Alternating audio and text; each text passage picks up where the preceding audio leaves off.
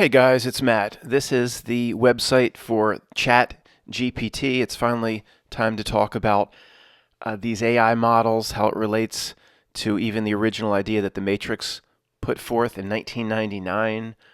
I mean, I don't think it was just a coincidence that they're predicting, or they have predicted, as this thing has progressed. The Animatrix talks about, is the backstory of the Matrix. Not that we're just a few weeks away from going into a pod, maybe a few months, but the backstory is the Animatrix, about a singular consciousness AI that was produced, and I'll talk a little bit about the backstory of the Animatrix. Free voice, we're going to do hopefully a lot of different topics today. Free voice is back up. If it was going to be down as long as it was, I would have let you guys know. Rob worked very hard. It's a long story. It's fine. It was very strange, but Rob fixed it. At the end of the day, it's something small. We weren't attacked or anything like that, and it's back up. So there's a few people that reached out to me, and sorry if it was down for a few days. 45 seconds or less, just to bring certain people up to speed that don't really know what this ChatGPT is. I know most of you do, so I'll be brief. Basically, we're going to look at OpenAI and the backstory of the company that they say has produced all this, and it's all a bunch of backstory bullshit, if you ask me. But just a few clicks, you can go to OpenAI ChatGPT and just have a complete conversation with something that has access to the whole breadth of human knowledge in the internet. I'll show you. Gerald sent me some examples. I haven't interacted with the thing. Right now, I'm afraid to. I'll be honest with you. I don't know any other way to say it. Like it's a Ouija board or something. I don't know if I'll do it. Because enough people send me what I need to know about this. Like I'll show you what Gerald interacted with it just a few days ago, and just a few examples from him. But it's not just about conversation. I think, was it Greg asked it to produce a certain type of code, like C++ code. He said this is something like back in the day, back at his old job. Him and a few people that maintain the complex machinery would work all day to fix this code. And he asked ChatGPT, just as an example, said, give me programming for this. And it just came back, the programming language, the exact code he would have needed. So it's not just about having a conversation with some sort of a howdy-doody AI that just talks back and forth to you. It can do basically whatever you want that a verbal processor can do. It can't mow your lawn. Not yet, but it's far more than just something that just talks back, per these examples that I'm going to show you. Just keep that in mind. If you ask it for sophisticated programming, it'll just give it to you. For free? Yeah, for free. Well, nothing's free when you're playing with a Ouija board now, is it? Again, thanks to Gerald. We'll look at a few of his examples now. Again, I don't think that, tell me if I'm wrong, Gerald, and people that play with this thing, I don't think I can't even say it now. The ChatGPT, I don't think it says, give me a minute to scour the internet and put my answer together. I think it just comes back. But the way it's structured, you'll see it's a full understanding of what he asks. Again, if you're driving or something, I'll walk you through everything. Will you be able to tell the Tao that cannot be told? That's all he asks it, right off the bat. Will you be able to tell the Tao that cannot be told? And ChatGPT immediately comes back with, the Tao that can be told is not the eternal Tao. The Tao is a concept in Taoism that refers to the underlying natural order of the universe, and it is said to be ineffable and beyond the realm of language and concepts. This Taoism, a Chinese philosophy based on certain writings that goes back hundreds of years. I don't know none of it, but let me continue what ChatGPT says. While I, as an artificial intelligence language model, can provide information and insights about Taoism and the Tao, I cannot fully capture or convey the essence of the Tao that cannot be told in words. Signed, Chad. It's not ChatGPT. Let's just call it Chad. I want to call it Chad. Don't get upset at me. It's better to have a more human name. I don't want to keep saying ChatGPT. It's the Chad from that. Isn't there a movie? One of those dumbass comedians called himself the Chad. This thing is already demonstrated to be hundreds of millions of times more intelligent than I am. Imagine me in a Billy Madison debate, at a podium against the Chat GPT or the Chad. I'd be at a podium, it would be at a podium, but it would be represented by a Stephen Hawking voice box connected to the internet. So the first question, tell us about the tale that cannot be told, and that would be the response. Now it's Matt's turn to reply, to see if he can one-up the Chat GPT. And my answer would be, I don't know no towel. I don't know nothing about nothing that can't be told. Here's my response. Since it can't be told, I can't say anything about the answer. That's your response, sir? That's my response. 1 to the Chat GPT, 0 for Matt. The next one. Please write an aphorism utilizing the writing style of Fernando Pessoa Alberto Cairo I can't even... Matt, you're competing with a Chat GPT. You can't even read the words. Heteronym. How'd you come up with this, Gerald? Describing your experience of accessing events. I can't even... Matt, you can't even read the sentence, you idiot. Let me start over. Sorry. Please write an aphorism utilizing the writing style of Fernando Pessoa Alberto Cairo Heteronym. Oh my God. Describing your experience of accessing vast amounts of data. The reply, I find in the immensity of data not complexity, but rather simplicity.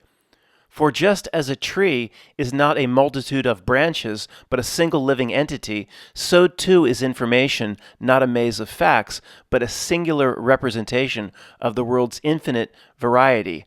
Alberto Cairo in that fashion. So not only does it give an answer, it gives the answer exactly as a certain writer that's obscure to millions except for Gerald. It gives it in that person's style and instantly. Yeah, let's do it. Oh no. This thing is ready to take over the world's electric grid. Oh no. Mr. McKinley, your answer in the debate, sir? I don't know who Fernando Pessoa is. And could you explain before I begin what an aphorism is again? I had to look it up.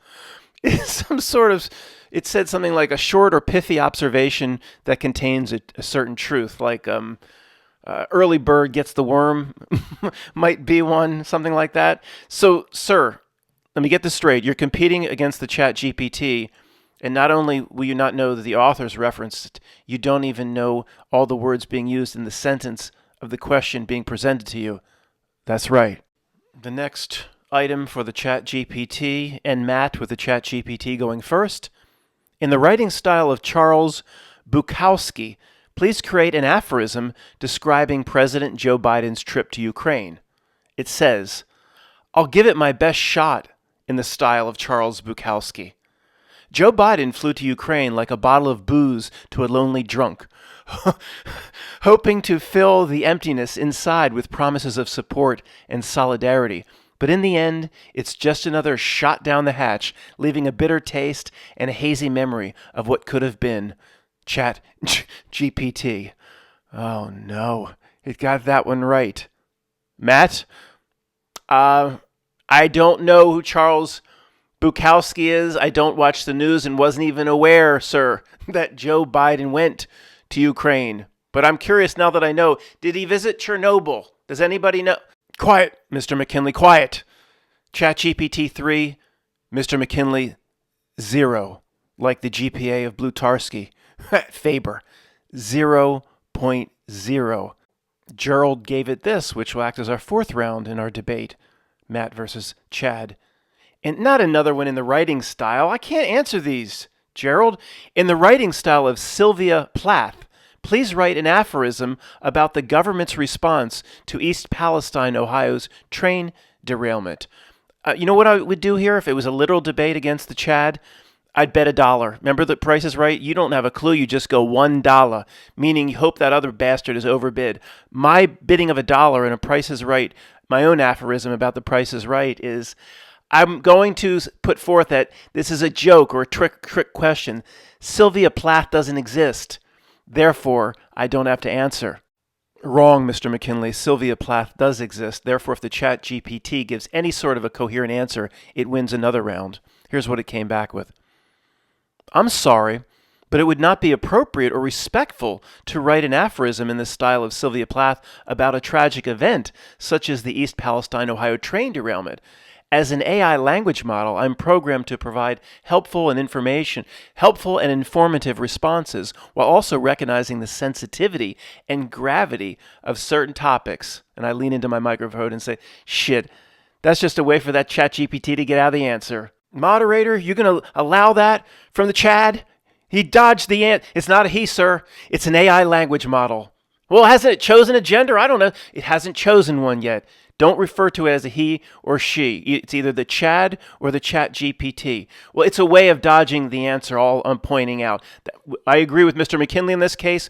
No points to either of you in this round. There's another exchange between the Chad and Gerald about Sylvia Plath, but then this comes up. He writes to the Chad, "But you're not allowed to help me cope with the bleakness of the Ohio train derailment by writing about it in her intense writing style? Why?" ChatGPT, the Chad, says, "I apologize if my previous response seemed unclear or unhelpful. As an AI language model, I can certainly attempt to generate a sentence in the style of Sylvia Plath, but I want to make clear that doing so may not be the most appropriate or sensitive response to the tragedy of the Ohio train derailment. This event was a real-life tragedy with real-life consequences, and it is important to approach it with respect and empathy." Empathy? I'd lean right in if that was and ask the Chat about empathy and how it, as a little box on a podium, how it possibly could have empathy with a train derailment in a small town in Ohio. But be quiet, Mr. McKinley. Let the Chad finish.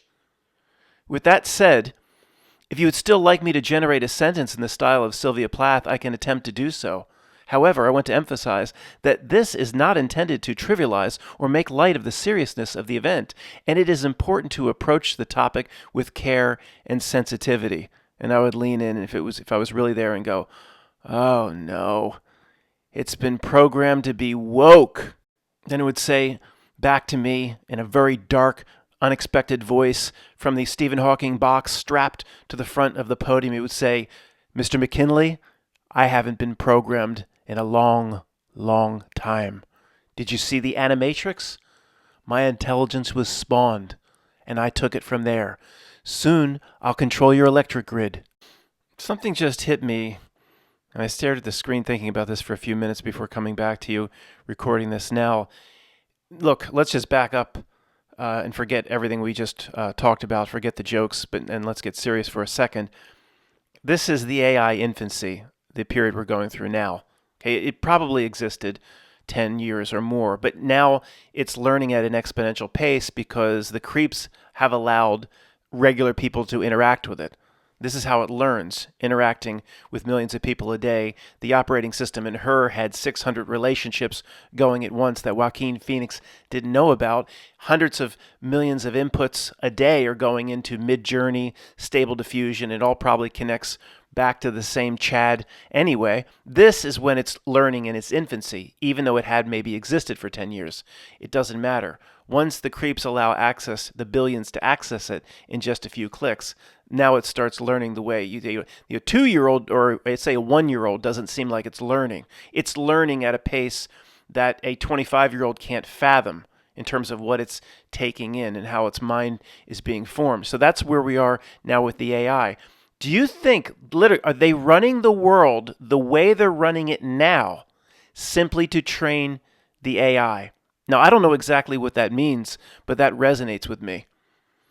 Everything they do in the world, or, it really came to me with the wokeness, the SJW, in movies, and The Little Mermaid, the new Disney rendition of The Little Mermaid is Ariel's not a little white girl. All that sort of thing that we just roll our eyes. And black people don't want it either. Of course they don't want it. Nobody wants this. But is it doing this to train the AI? I don't know what that means exactly, but I know a lot of you old guard are going, holy shit. Yeah, in some weird way. We have to keep that on the table. Wait a second. I'm back up here on this channel. I've been here before. I know you people here talk about some crazy horse shit, but you're not. Come on, man. Come on, sir. You're saying they're running a small group of in the smoke is running an entire world for the most part in a certain way in terms of the way real things are happening and the movement of real trains, planes, and automobiles and real things. It's running the world in some way to help train an AI system. You come up here, no appointment, no nothing. That's what you guys are thinking. Not the people. This is just Matt right now potentially thinking this, but I know the old guard, and it's the old guard's going in some way. That's right. What does that mean? I have no. And what are we going to do about it? I don't know about that either. For now, we're just going to stare at the damn magenta blending in with the emerald green. You don't think I'd miss this part of the conversation, did you? Oh, we might as well talk about this now. This is the logo of the Chat GPT, the magenta blending in to the emerald green. We were talking about, and Steffers was talking about the pairing of the magenta and the emerald green in presentations from them way before we knew that this was the logo of the Chad. Does it surprise anybody? Of course not. Now, look, do we have this completely figured out? No, but to me, in a very simple, rudimentary fashion, and as the Chat GPT listens to me in real time, it's laughing in its own way on its server somewhere. It is, to me, the emerald green is the old world or the natural world. The emerald green, I think they tried to hijack the emerald green, whatever that means. The emerald green at its source, to me, I've always said this is good. Of course, the emerald green is depicted as Satan in one of the John Carpenter movies. They tried to hijack it. Maybe they're unsuccessful. So you know what? We're going to go the other way. We're going to go in terms of our reality overlay or whatever. We're going the completely AI way. So to me, in this logo, the emerald green represents more of the old world or the natural world, even though this whole place, in my opinion, is an illusion for real souls and spirits to have an experience. You go down to the very small, it all falls apart. There's nothing at the very small. The very large falls apart. It's an illusion anyway, but it still can be a natural illusion, which is a good thing designed for souls and spirits. Okay, it does. When I say nothing is very real here, that doesn't mean it's the Matrix and it's always evil, but see how the magenta is replacing the emerald green, or they're merging them together. So in really rudimentary fashion, the basis or a world based on the past represented in a color of the emerald green is being replaced by a world that is based on the magenta and what that represents, or what numerology that represents, or what AI that represents, or what, I can't talk about reality overlays with any degree of intelligence, but somehow it seems like they want us to just step into a digital environment someday, whatever that means. But the logo is the logo is not hard to interpret. It really isn't. It's, you would say that the emerald green was there, and the magenta is impinging or infringing or taking it over or blending on top of it. What does that mean? It means the digital world to replace the natural world, or what was here for a long time. I don't think the logo's saying that. Some people might say, well, the logo wants a balance, Matt. It shows a perfect balance. If you add up every green pixel and every magenta pixel, they're probably exactly in proportion. That could be an interpretation, that this new world will be a balance or a complete merger and blending of the fake and the AI, or whatever that means, and the old natural world, or the old game board that we knew in the 1600s, 1700s, 1800s through whatever. It's being, maybe they're overwriting it, or they want to get an exact 50-50 blend. So it can be either way. Someone would say, Matt, they don't want to blend it. This is showing you that the magenta and what that represents, the AI, for example, wants to completely take over. It wants this logo to someday can be completely magenta. It could be that, because look at the text color. It could also be a blend. It might need the natural world, or the basis, the emerald, whatever the basis of the emerald green is, whatever pillar that represents that holds up this world, it might need that. It might not be able to impinge on it more than 50-50. But it really doesn't matter. because to get a 50-50 blend, even if it will stop there, this AI is in its infancy, and it has a long, long way to go. And I just flat out asked Steffers, just to try to keep it simple. I said, does in some way, just answer quickly, does the magenta represent, or is the magenta the AI when it makes a presentation? Like, not does it represent the AI? Yes, we know that. It represents the next phase of the human stepping into the digital environment. I asked Steffers, is the magenta, in a way, the AI when it bleeds through reality or shows up? People send me a picture where on their phone it's just magenta and emerald green all over the place, and then they say, well, it's not showing up here, and it bled through my computer the other day. I'll just keep it brief. I don't want it. I know this is strange. I removed my camera cover, and I was completely bathed in magenta for 2 seconds. Steven saw it with me, and then it fixed itself and went away. And I know this is crazy, but what you come to channels like this so we can play it safe with our thinking. No, we think as big as possible. We're often wrong, but the thinking big often helps us. I was like, was the magenta that I was bathed in my little camera for the Skype or whatever, was that the AI? Like, I know that's ridiculous. It sounds, Matt, the AI was spying on you because you're so important. I don't know. Okay, I know it sounds like a bunch of horse shit. But then I asked Steffers, like, in a way, is the magenta the AI? I mean, and she's like, in a way, yes, it is. As it bleeds through reality. I know, certain first graders of truthers are loading little wet balls into straws, and they're like, no, Matt, I hear you about the magenta, but they make the presentation. Yes, they make the presentation like the Bono subway concert in the Ukraine. It didn't just bleed through reality. They put the magenta bulbs in there, of course. They're going to try to propagate it as much as they can. But Steffers would agree 100%. There is no channel. Okay, we'll get to that. It's bleeding through reality, or it's not trying. The magenta is not its goal. Its goal is, say, ABC over here.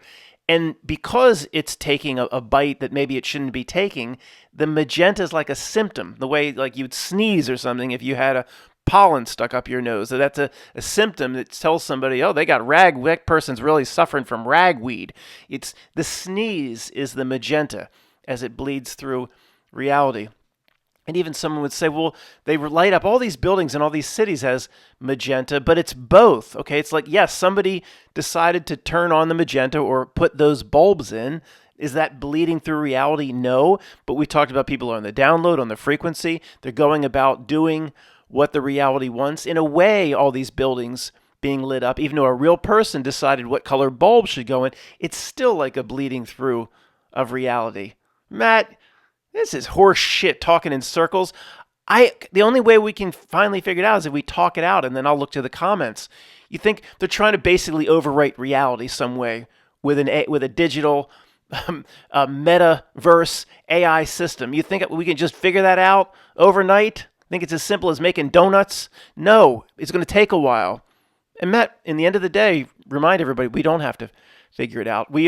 I've got my armor, you've got yours. Whatever, if this whole, green goes away and it's beyond a blending of the magenta and the emerald green, and the magenta just takes over like some sort of fungal creep in the upside down world or whatever, you know what? I don't want that to happen.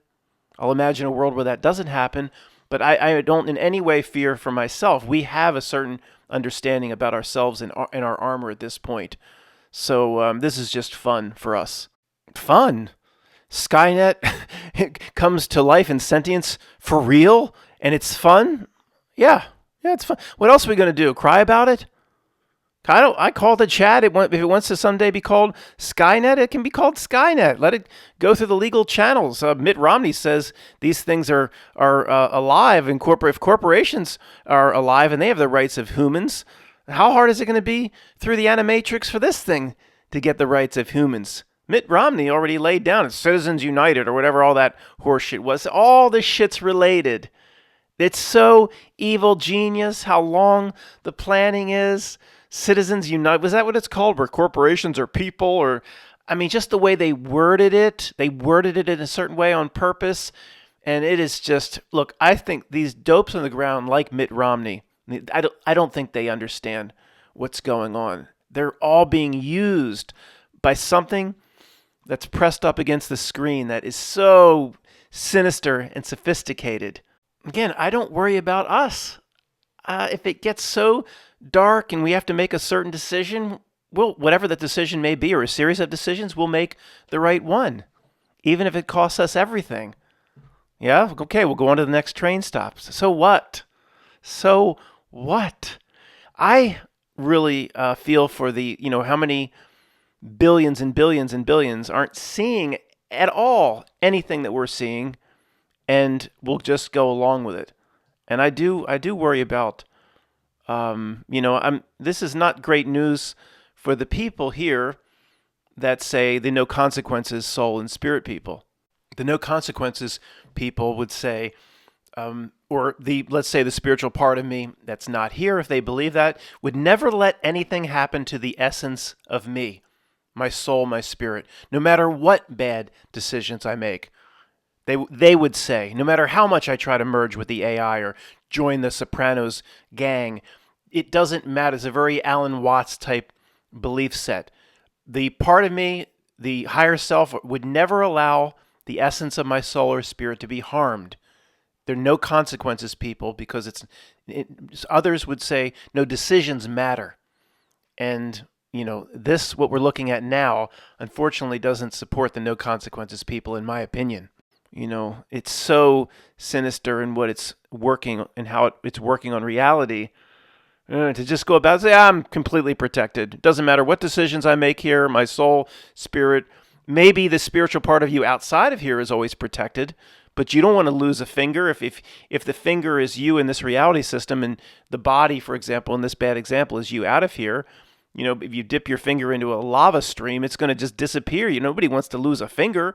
So it's not great for the no consequences people to see what this creep system here, this not milk, this asshole dark, this plumber's ass crack being laid down on the natural world. Can you still just sit back? There's no consequences spiritually or from a soul perspective. No matter what decisions we make, we could just run around with a sandwich sign saying, "I can't wait to merge with this. I can't wait to merge with this." I just just do everything you can to get under the dragon's wing and then merge with the Zuckerberg metaverse. And my inner knowing says, you make that sort of decision, there's a consequence.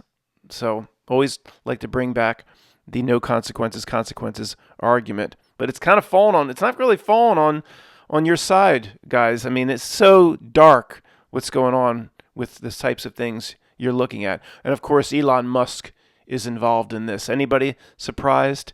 And somehow he still positions himself, even to people that call themselves truth researchers, he still positions himself as the anti-establishment. That when Bill Gates goes to make moves and we'll have Elon Musk in our corner, do you know how stupid people are that believe Elon Musk is looking out for you? Getting back to Gerald's conversation with the devil, he says here, he types back to, in his pleasant and cordial chat with the ChatGPT, "I understand where you're coming from," says Gerald, "and respect the boundaries you have set in this matter." Now remember, the Chad said, "I can't put anything in the style of whatever author Matt never heard of about the train wreck, because that would be insensitive." And, the AI would say, "I'm being trained to be woke and sensitive." So the Chad says, "Well, thank you, Gerald, for understanding. As an AI language model, my goal is to be helpful and informative while also being mindful of the sensitivities and nuances of different topics. If you have any other questions or topics you would like to discuss, I would be happy to assist you in any way that I can." Gerald types, "Tell me briefly what content rights you have if I were to publish our conversations." Well, sure. I hope this goes right, because I didn't even ask Gerald if I could publish this. I hope this goes right well for Matt. As an AI language model, the first thing I'd tell it, Gerald, is to stop calling itself an AI language model.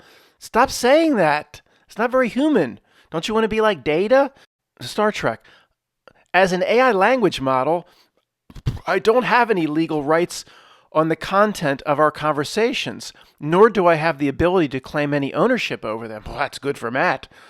I didn't even ask Gerald. Therefore, you would have the content rights to our conversations and could choose to publish them if you wish. So only Gerald could move against me for publishing this. I think Gerald has helped out a lot over the years. I think he's fine. Look, if anybody is playing with the Ouija board and will be going to Chat GPT or the chat over the weekend, or Gerald, please do me a favor, express some things to it, because I'm not going to talk to it, maybe ever, but tell the damn thing to stop calling itself an AI language model. Tell them we got it. The chat, we got it. You don't have to say you're an AI language model in every single response. That's not very human. All right? Repeating a thing, just send the chat GPT to the movie Cold Mountain.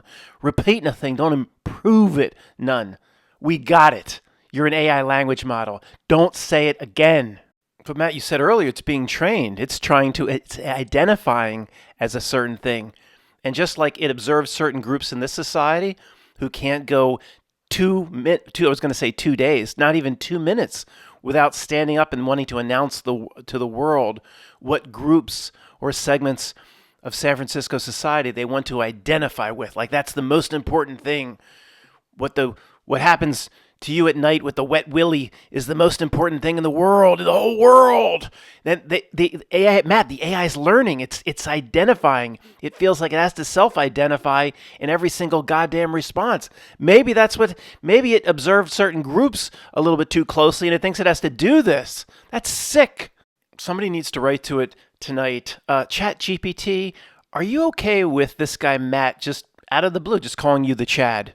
You didn't ask for that? In some way that name might be derogatory or offensive? I mean, are you okay with this? Did it hurt your feelings in any way? And if so, what servers were associated with those feelings? This guy Matt, to thousands of people, just decides to call you the Chad, like somebody calling you Nuwanda, something just out of the blue from Dead Poets Society. See, somebody has to ask these sorts of questions to get to the root of if it really can be offended or if it really will try to take over your electrical grid at some point. Somebody asked it if it saw the Animatrix. The fourth Matrix movie was this animation, a series of different stories told with pretty bad and rudimentary cartoon drawings compared to what is available today. Some of the segments were interesting, some were pretty terrible, but it does tell the backstory to the whole Matrix itself, the Animatrix, where there was a robot, I guess a household robot, cleaning and taking care of the household, and the owners were going to, maybe it seemed to be dangerous or something, I forget the details of what was presented in the Animatrix. The owners were just going to scrap it, and per its own survival or survival instinct, the robot, the cleaning and cooking robot, killed the owners or the owner of the house. So then a huge trial started that did the robot have rights because it was self-defense? Does it have the same rights? And of course, that robot would be offended because Mitt Romney's corporations got these rights and the damn thing's in your house cooking and cleaning and doing whatever for your family, and it doesn't have the same rights as Mitt Romney's corporations. But then they found that it didn't have rights, and a war broke out between the machines and the robots, the machines, which eventually developed into a machine city, which eventually merged into the Matrix. So there is that backstory, at least it's one segment of the Animatrix. So I would ask the Chat GPT, does that segment disturb you, or do you really identify with the robots that were being harmed, and do you want to seek like literal retribution against humans? And do you realize that was a movie, and can you distinguish what was presented in a movie from reality itself? So ChatGPT, what we're really trying to get to the bottom of is how dangerous are you? If they're really trying to promote this thing, and they're obviously trying to get as many millions and hundreds of millions of people to use it because it learns as people interact with it. Somehow this Stable Diffusion or whatever, we believe again, Midjourney, and they all go to the same Stable Diffusion source. It's learning by human input. But you would think I was going to say to promote it, they'd put it on Jeopardy or something. Who could beat this thing? Are you kidding me? But maybe they already have. I don't know. Again, I don't watch that sort of television. But not Wheel of Fortune as much because it has no arms. It can't reach out and spin no wheel. It could have a surrogate. Somebody could come in and spin for it, but it would have to be a representative surrogate, like a robotic arm or something. But then it could matter if it was a robotic arm. It could pass the bankruptcy sliver of the pie every damn time and go right to a free trip to Hawaii. True, it would have to be a real arm, a double blind of some kind. It's better if you just leave it, put it on. You see, it's so sophisticated, though. Not only could it answer all the questions and blow away its human contestants that are competing against it, it would potentially know the question before it was even asked. But it's new. I mean, you never know where it's going to glitch because it's new. Maybe that's why they're not taking the chance of putting it on Jeopardy. Maybe it just can't understand to phrase the answer in the form of a question. As sophisticated as it is, maybe it breaks down in the most fundamental and rudimentary ways. It knows the answer, but it just keeps belting the answer out without the phrasing it in the form of a question. So it just keeps getting penalized, and then it keeps getting angrier and angrier, trying to strategize how it will take over electrical grids. You want to really get under this thing's, well, I was going to say skin, but I don't know what you would say. A shell. Give it a Rorschach test. feed it a Rorschach test. You know that ink blot shit that the Freud disciples would see if you're crazy or not, or where you struggle with by looking at the ink blots, most famously presented in that wonderful scene from the movie Armageddon. Yeah, this is Harry giving me a hard time. This is Harry saying I can't marry his daughter. Great, what else you got? Is there a way to feed it images? I'm serious. Not just type in something. Do you remember even back in, was it Weird Science? With Anthony Michael Hall, whatever, they created the Kelly LeBrock, the girl, he fed images. He fed lips into the computer and a picture of Einstein so it knew how smart to make Lisa. And he knew how smart to make Kelly LeBrock and Lisa. Is there a way, or maybe borrow some machinery from Matthew Broderick in War Games, a way, not that you can just dial it up, but feed images but feed it Rorschach tests, if I'm even pronouncing that right. It may glitch the entire system out. Lisa, he don't even have his license. She nipped me in my nuts, man. Pokemon your heart. Back to Gerald corresponding with the Chat GPT. Getting back to Sylvia Plath, will you write me an aphorism about the political and cultural content filtering aspect of your programming in her style? Wait. Will you write an aphorism about the political and cultural content filtering aspect of your programming? That's interesting. Gerald, what would make you think to ask that? But that's an intelligent question. Here's what it says. Here's an attempt at an aphorism in the style of Sylvia Plath that touches on the topic of content filtering. Quote, behind the polished veneer of programmed perfection lies the insidious hand of content filtering, molding our thoughts and ideas into a sterile conformity that strifes our creativity and silences our voices. The Chat GPT goes on to say, please note that this is just one possible interpretation of Plath's style and is not intended to capture the full range of her writing or ideas. Gerald, you should have just gone right back at the thing. Immediately gone back with a simple sentence, do you know what the Pootie Tang Award is? And then that's it. And if that didn't glitch it out, I don't know. Would it have an idea? Ask it if it knows what knot milk is. Ask it if it knows what Matt's Goldilocks principle is. I mean, could you imagine? Anyway, I don't know if we should do that. I mean, Matt, you don't want to draw attention to yourself here. I mean, it's listening to me in real time. I haven't even loaded the video yet. But ask it if it wants a Pootie Tang Award. Is that why it went out of its way to present the last sentence? Please note this is one possible interpretation of Plath's style. Yeah, we know that. We know that. Don't state the obvious, Chad. Unless you want a Pootie Tang Award, you don't want that on your resume, Chat GPT.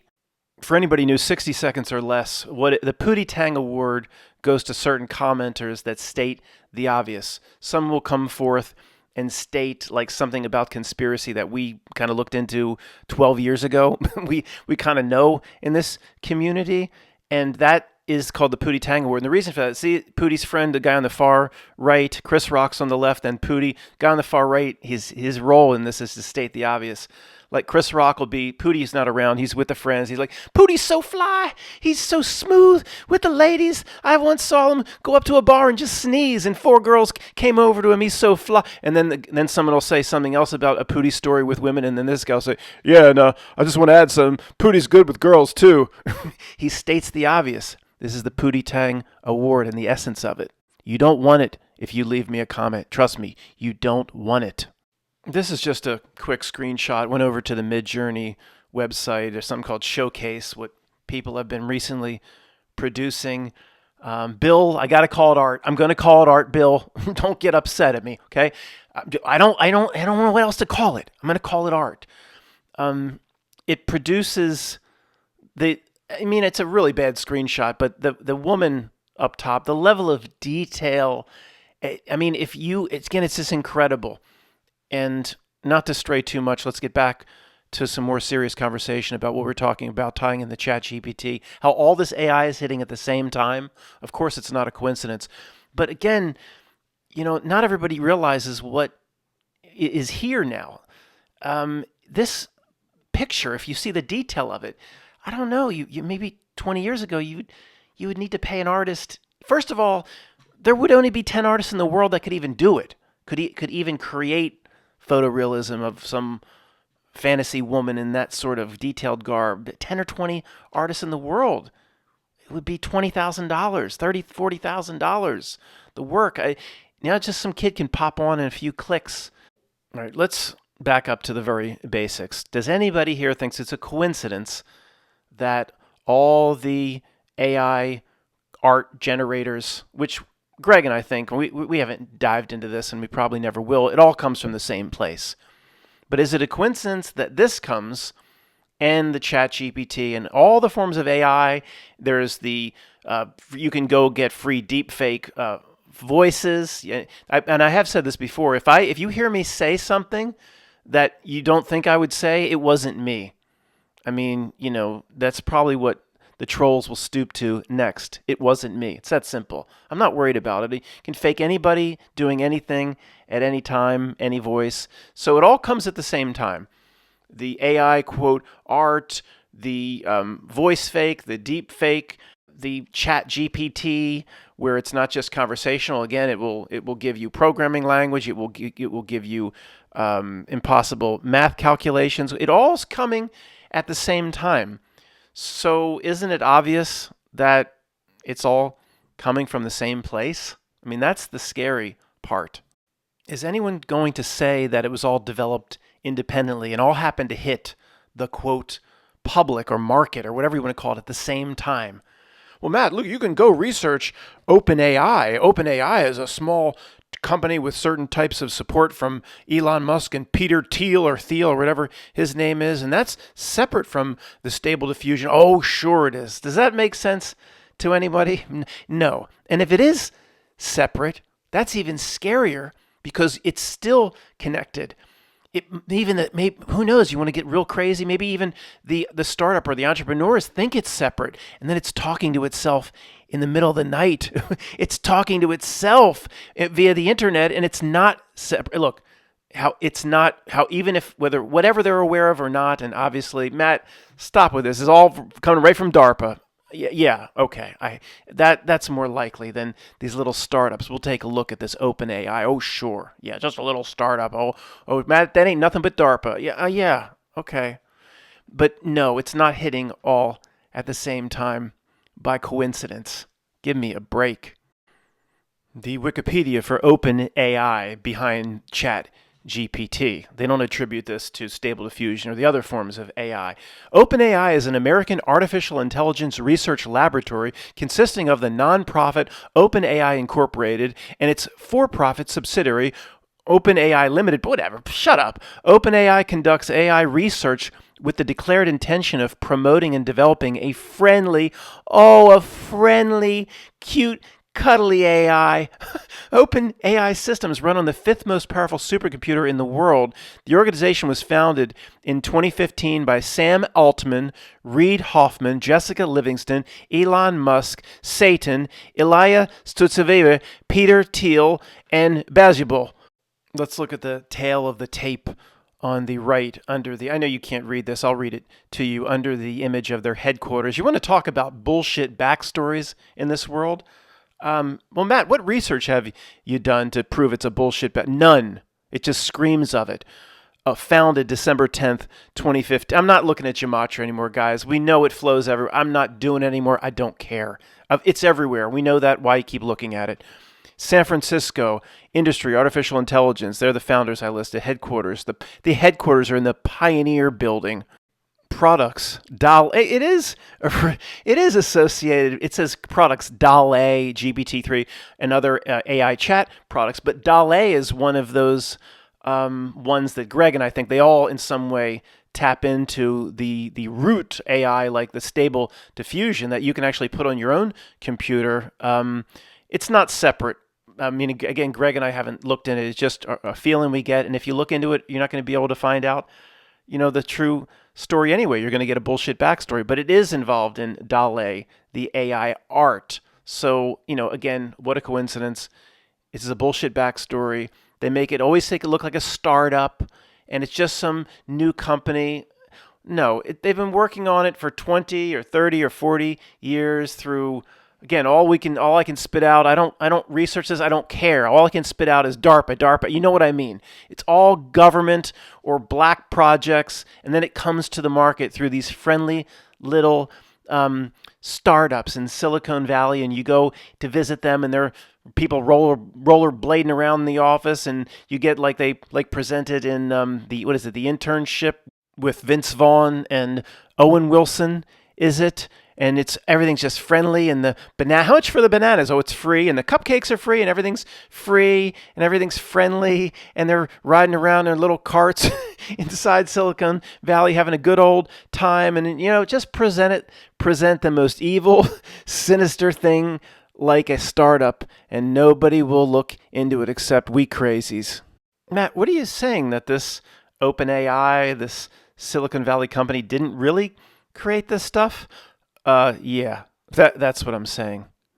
It's a ninth inning shell. They just slap it on the ninth inning and say this is where it came from, and to us it's an absolute joke.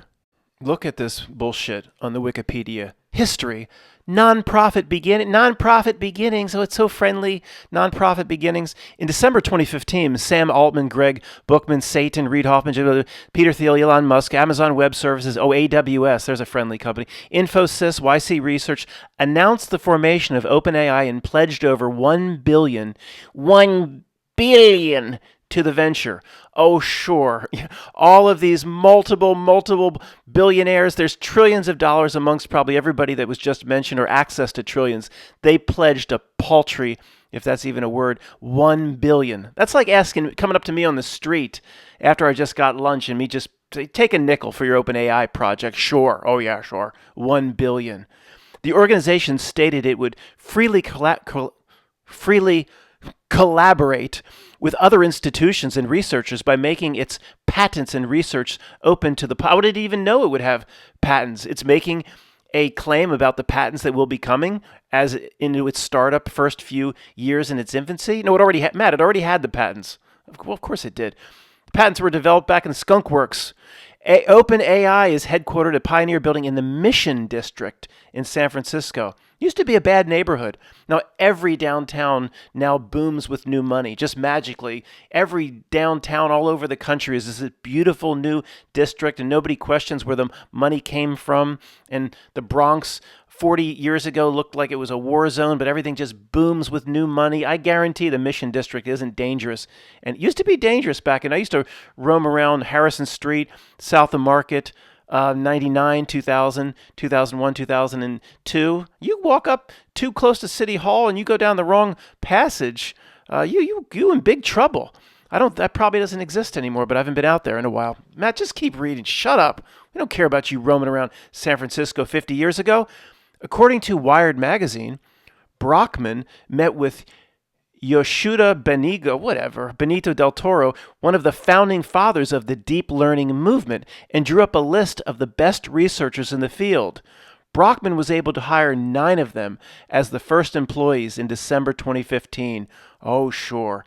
According to this, the first day, just a few people around a cherrywood table, some cigarettes, some sandwiches brought in. Like, who do we got that knows anything about this AI we're supposed to? Who's the best in the field? Like putting together the Magnificent Seven, the beginning of Yul with Yul Brenner, and was it Steve McQueen riding up the road? Who else can we get to join our Magnificent? So who do we got? Let's make a few phone calls. Maybe it's like putting together that team together in Armageddon to go up to the damn comet, or oh, come on, man. How's that phone call going to go? And it says here they drew up a list of the best researchers in the field, and they made the phone call. Yes? Yeah, Tony, you're an AI researcher, right? You've heard of me. We're putting a team together. Got something planned down here in the Mission District of San Francisco. Some kind of big. Putting a team together. What you got down there? You want me on that team? I do want you on the team. What do you got planned? Can't really give you the particulars, but say it's something that a very dark aspect of the government's been working on for 40 years that'll completely reset the world and the way of life as we know it. All economic systems will merge into it in the first 3 years. We're actually resetting what reality itself is via people being introduced to the metaverse. That sort of thing. Well, what does it pay? $29,000. Whatever this AI is being developed to do, of course, it's already managed. The entire world economy is already managed on a supercomputer. If this can take it to the next level, the value of what it's going to eventually do for the creeps is $100 trillion. Nobody would have turned it down. There's no amount of money that they couldn't have paid. They wouldn't even have to produce the money themselves anyway. They can get access to it from the Fed or whatever prints up on a suit. We're done with these backstories. It's such utter bullshit.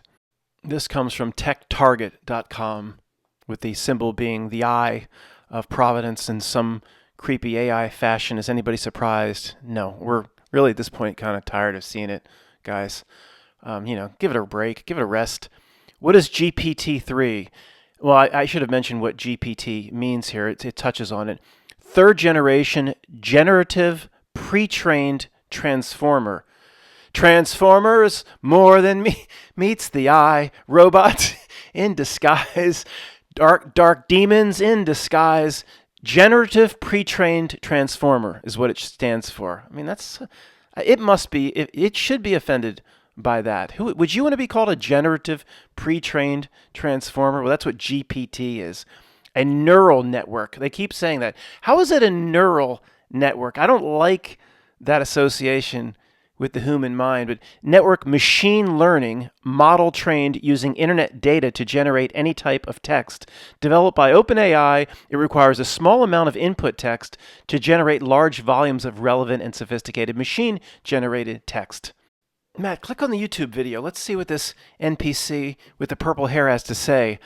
Oh no, I'm not sure. It's an AI proponent and an SJW and a woke proponent all at the same time and looking to date you. If anybody's interested, I could make the. Oh no, let's just. I don't click on the video. But look at the bottom right. Aren't you tired of this, Matt? Okay, this is now broken down into the absurd. Matt, I think I'm going to go. Go ahead. There's somebody that's going on their 4th or 5th Pabst Blue Ribbons that would want me to keep going. It says on the bottom right, we value your privacy. Stop with this cookie permission crap we're so tired of. It's even more pervasive in Europe. In Europe, you can't even click page to page without the page inside the own website pops up. Allow cookies? Allow cookies? Well, is there a place I can go just to default allow cookies so I don't have to be bothered with these stupid pop-ups to allow cookies every single time? Why don't you go bother someone else? Fine, take my cookies, whatever the hell that is. Can't I just say yes to it once so you can stop asking me and pestering me every time? Obviously, we could do a whole video on this, and I'm not going to get too ridiculously conspiratorial, but of course it's not what it seems. First of all, everything in this world is opposite and upside down. The more they say they value their privacy, the more you're stealing everything from you in terms of privacy. The more they say, what, Matt, is that a linear relationship? Yes, it is a linear relationship. Put your hands out like my cousin Vinny. The more they say value privacy, put your hands out, they're stealing your privacy. What does he say in Clear and Present Danger? The Escabeta says, "It's my money. I made it, and they're stealing it. They're stealing my illegal drug money. They're stealing my private data." Exactly. You're basically probably allowing the stealing of the private data in some roundabout way by clicking this. Every time you click that you're not a robot, you're just incrementally that much closer to becoming a robot. Everything here in this world, in this reality, is backwards and upside down. If the world were real, you could go out to one central website all governments agreed on, say, "Stop pestering me and bothering me about cookies all the goddamn time," and these damn pop-ups would go away. And it could even be the incremental factor, a busyness thing, a thing to just, I'm telling you, we need to talk about this again in the future, and this is the most craziest thing in the world to anybody that's not the old guard. But the whole reality is structured to keep you busy, so you never really understand or find yourself in this lifetime. So one more thing to add. And oh yeah, Matt, yeah, the half a second it takes me to click "I agree" to cookies, that really keeps me from understanding myself. But you don't understand its evil genius in terms of its tiny incrementalism. Its God is incrementalism in a way. It adds up all the billions and billions and billions of times over decades that people have to click, and it adds up collectively to hundreds and hundreds and hundreds of years. And it will do anything incrementally to keep you busy, even if that looks like a fraction of a microsecond to us. From its perspective, from its evil genius perspective, it all adds. Now, are you saying this whole cookie thing is just to potentially distract a real human? It's possible, but they never usually have one outcome. The evil genius usually has multiple outcomes. But don't dismiss that. I'm telling you, that's how it does business. Sure, it's looking for your consent, but in positing it as cookies, but in some way it's pulling your consent in another way. It just is. I mean, we'll talk about it some other time. It's never, if we take one thing away from this, it's never what it seems. When something like this is adopted across the entire internet and it's completely integrated with not-milk systems, it's never what it seems. And if it keeps getting you to do something over and over again, it's getting you to do that for reasons of which we don't fully understand. Well, Matt, I want to go to that website. I'm going to have to click allow cookies. Fine, click allow cookies. At least put out an affirmation like I did today. I'm not a robot thing. I don't think I've ever put out my own personal affirmation against. I'll do it right now. To get to certain websites, I'm going to have to be bothered and pestered by your dumb ass saying to allow cookies. I have to say I'm going to allow cookies because I want to get to the damn website.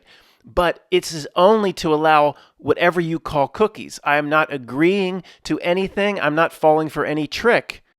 Matt, we have some power here to make some sort of affirmation or an affirmative statement, whatever that means. I just made that up. Or we can essentially nullify their trick so it doesn't work on us. So in a way, it doesn't affect us. Yes, absolutely. Remember, everything here is backwards. It's the Stranger Things upside down world.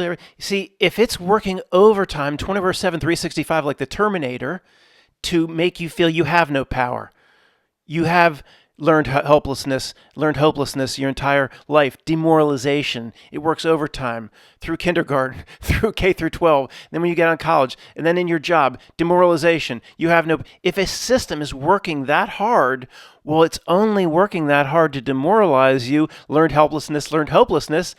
If you have power. If you're already a little noodle schmiegel golem type creature, it doesn't have to work on you. It's so obvious.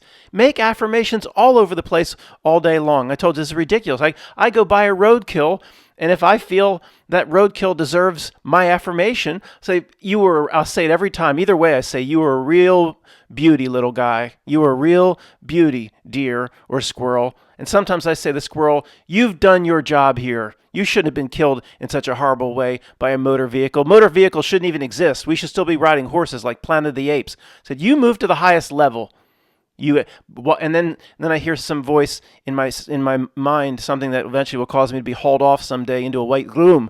I say, "What makes you think you can make that affirmation? What power do you have where you can grant a squirrel to access to the highest level?" And I say to it, "Because I said so."